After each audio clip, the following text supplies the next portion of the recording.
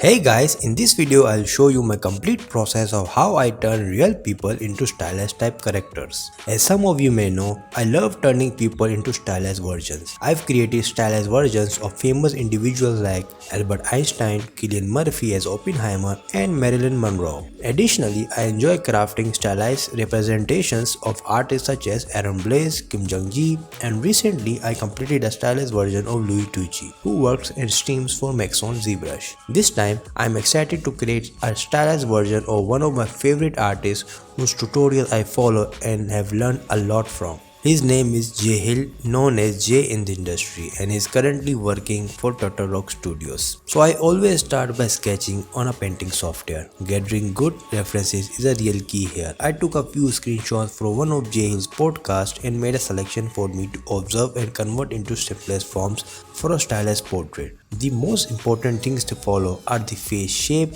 and proportions of the facial features. You need to have accurate proportions while getting the facial shapes right. Matching the face shape and the proportions of the facial features is what defines the person's face. To do that, first I will go over and trace the model. When I say tracing, I am not aiming for a realistic trace. I am not trying to replicate exactly as the person is. Instead, I am trying to identify the features that stand out the most in the character and convert them into simplest shapes. For Jhill, the features that stand out most are his hairstyle, his protruding round forehead, his droopy eyes, and his glasses. In this situation, the face shape doesn't matter much, but his clothes and other apparel do. With all these things in mind, I'll begin the block out of the character. I'm no means a good 2D artist. In fact, I've just started learning 2D sketching recently, but my powerful tools are these 3D primitives. With all the observation and notes I created earlier, I will use fades and basic primitives and just block out the feel of the character. Round forehead,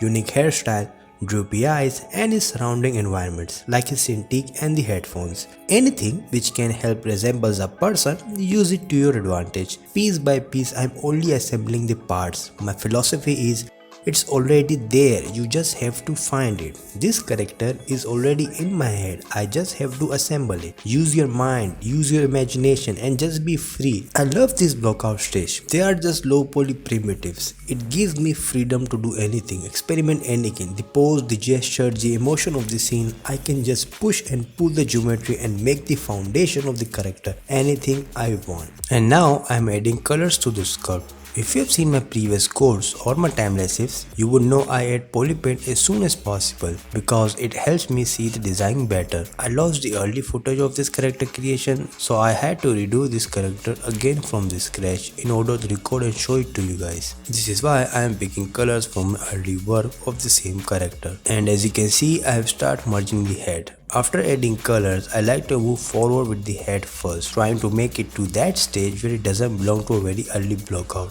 The reason I am moving with the head first is the motivation factor. If I can see my ideas coming to life rather than just blindly sculpt the character without going to any direction. So with all these notes in mind, I am trying to bring the droopiness in this model. Our character has droopy type of expression and I want to bring that expression onto my model. This is not a realistic sculpt and I don't want to copy exactly what it is on the reference. Instead, what my intention is to pick those features which describe the person most and place it onto my stylized character. And finally, after some tweaking, I was successfully able to bring the appeal into the character.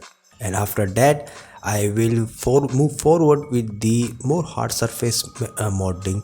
For example, the pen. I've used the modeler for all my hard surface sculpting in ZBrush. The modeler is an amazing tool and as you can see, I am just using some commands and blocking out the basic shape of the graphics tablet's pen, adding spheres for the pen nib and the back clip of the pen. My main intention is to just block out and pose it with the hand. I can just come back to later and add the hand, but for the hand I decided to add the pen first. For the hand, I was mostly able to block out with the basic spheres just like I did with the whole body. And when I've come back to the headphone, I tried to add the polypaint to it, the basic paint. Then again I moved to more hard surface modeling stuff because as you can see I need to block out all the elements together in order to make it look like the Jhill character.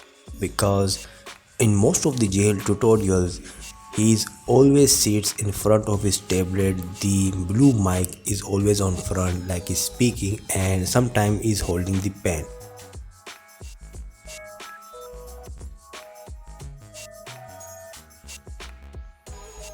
And for the blue logo itself, I've used Blender and remeshed it and bring back into the ZBrush. Adding text material can be done in any other software, and I've used Blender for it. As you can see, I'm using the UV master application to UV unwrap the character. It's fast and easy. It does not have a game ready topology, so I've kind of rushed it to make the UVs. And then I imported the mesh in Substance Painter and just blocking out the colors as well.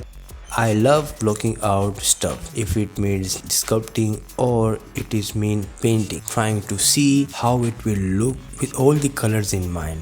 I am not repeating the colors like in ZBrush. I am using another colors and trying to make it a little bit of different than my original poly paint, because it will be rendered in Blender into a PBR render engine, and for that I'm using some varieties onto it compared to just polypaint in ZBrush, which uses just basic render engine.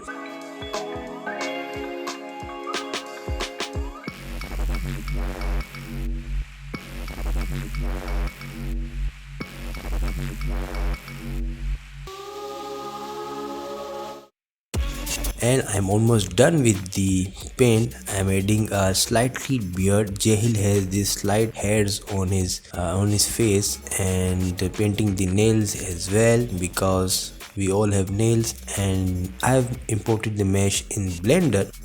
This time I'm using the 3-point light setup for the render setup. For this specific tutorial I use Blender 4.0 light setup, which is amazing. I'll make a separate video about it in the future. At the moment I am just trying to finish the render. Alright, and here I am on a Photoshop program. I always composite my renders on a photo editing software. This is something every 3D artist should learn in my opinion. Doesn't have to be a premium software. You could use some free open source applications like Krita. I'm doing a retouch on shadows and lights. I'm using two major layers. One is set to multiply, which I use to highlight shadows more, and one layer is set to screen, which I use to pop up rim light.